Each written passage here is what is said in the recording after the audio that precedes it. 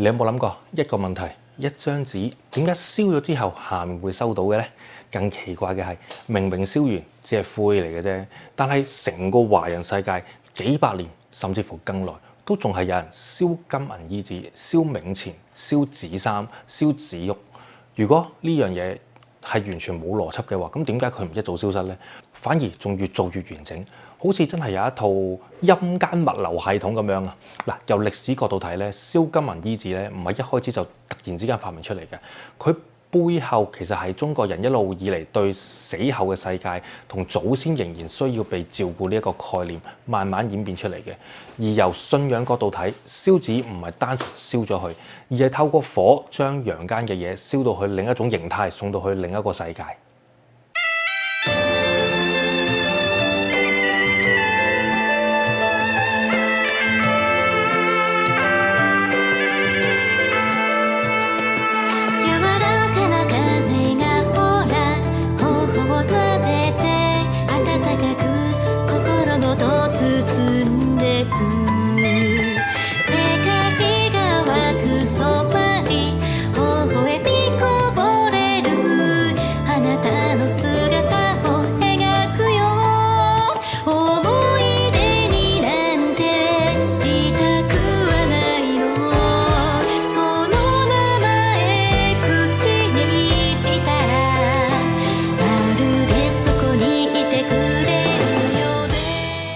喂，hello，大家歡迎大家收睇我頻道。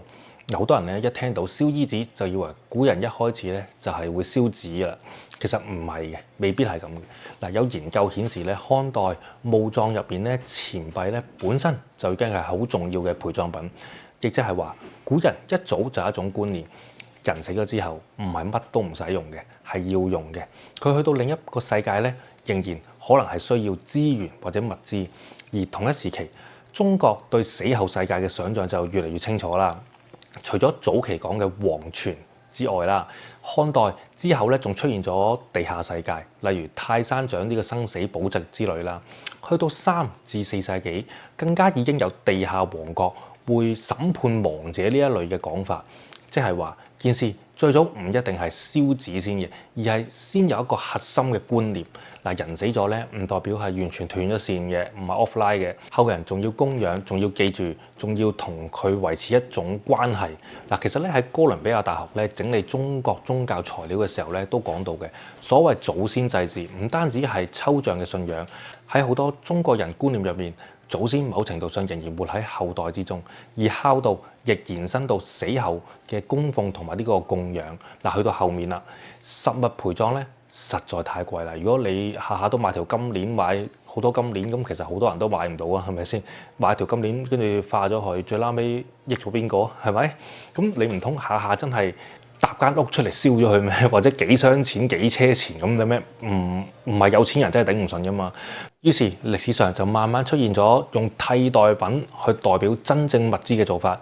到咗宋代，呢套做法咧已經清楚到不得之了啦。嗱，《東京夢華錄》裏面咧就直接記載咗喺開封時期，市面嘅中元節前後會賣紙製冥器、靴鞋、帽子、五彩衣服，又會掛搭呢個衣服冥錢去焚燒嘅。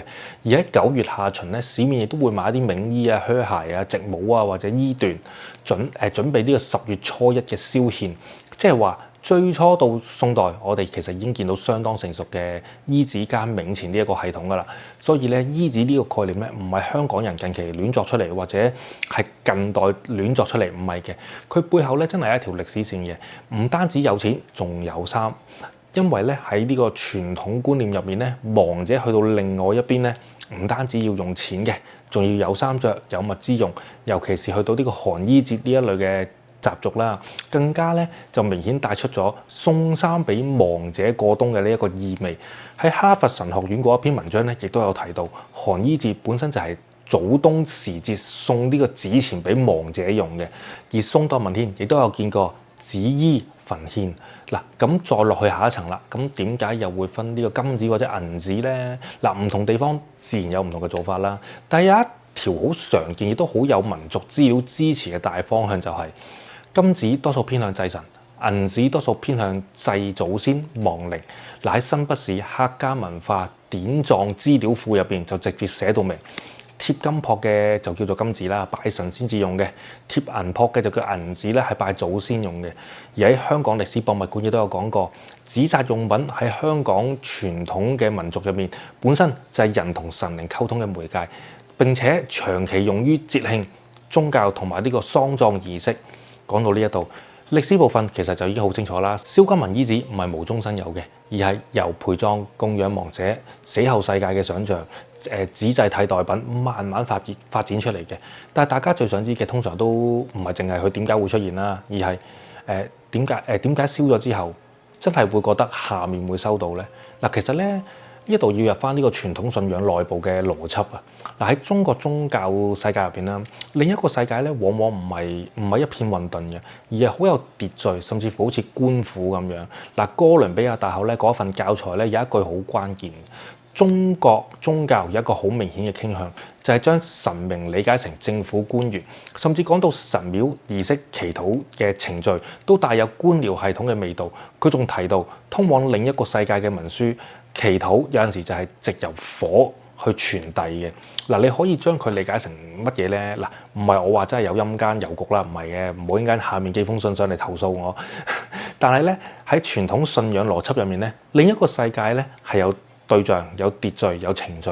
咁你燒紙就唔再係亂燒啦，而係一種送達嘅動作。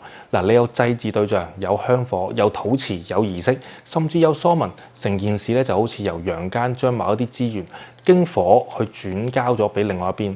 而火點解咁重要呢？因為喺呢一套觀念入面，火唔係純粹燒毀，而係轉化。哈佛神學院呢個篇文咧，其實講得好直接嘅。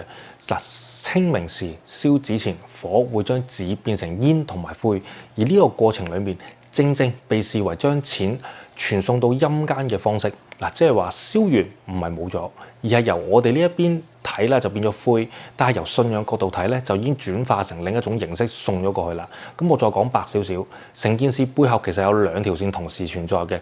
第一條線係象徵交換。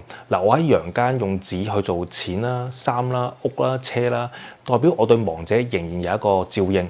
而第二條線就係宗教送達。嗱，因為咧呢啲物件咧經過火同埋儀式，就已經唔再係普通紙啦，而係已經成為另一個世界可以接收嘅供品。所以你會發現呢一類紙嘅製品越做越多，越做越完整。香港歷史博物館亦都有講到，喪葬紙紮唔止係金銀山、金銀橋，仲可以有呢個衣裳啊、服裝啊、珠寶啊、食物啊、麻雀台啊、電玩啊、花園都燒到落去嘅，樓房啊、家具、電視機、汽車會按呢個家屬嘅意思去訂造嘅。嗱，呢個現象咧本身就好有意思嘅，但係佢反映咧就唔單止係商業化，而係一個非常古老嘅核心觀念。咁啊，其實一直都冇變到嘅，就係活人將自己理解裡面最實用、最重要、最有價值嘅生活資源，設法送俾亡者。嗱，不過講到呢一度咧，我一定要踩一踩 break 先，因為咧如果唔踩嘅話咧，我就由文化分析變咗做呢個陰絲銀行代言人嘅啦。嗱，由信仰角度當然可以話收到，但由科學角度嗱，目前冇辦法證實下面係存在啦，甚至乎可以驗證到下面會有個入帳系統啦，冇嘅。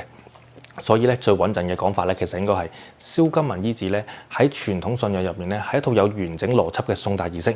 喺人類學同歷史角度咧，佢亦都係一個生者同死者之間維繫嘅關係，延續呢個孝道、安放感情嘅方法。所以最後咧，再問翻最初嗰條問題啦。咁點解燒一張紙下面會收到啊？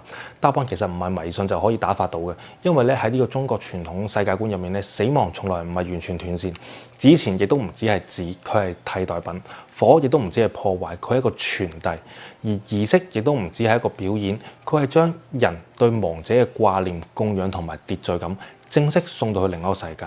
如果你再問我一句，咁你信唔信係咪真係會收到呢？咁我答你，嗱，歷史證明到呢一套做法流傳咗好耐，文化證明到佢背後有完整嘅邏輯，信仰上面好多人真係相信係會收到嘅，但係喺科學上面暫時未證實到啫。所以咧，真正值得研究嘅唔止係佢有冇收到，而係點解人類需要相信自己仲可以為已經離開咗嘅人再做啲乜呢？或者可以，或者唔可以。所以我呢度奉勸俾大家一句：死咗之後做啲咩都可能有用，可能冇用。但係如果係咁嘅話，不如我哋珍惜眼前人啦。咁多位朋友，我會留喺美國一段時間，有冇加州嘅朋友或者三藩市嘅朋友呢？可以 email 我嘅，咁啊約下我，等我再了解更加多美國嘅事，好冇？多謝你哋。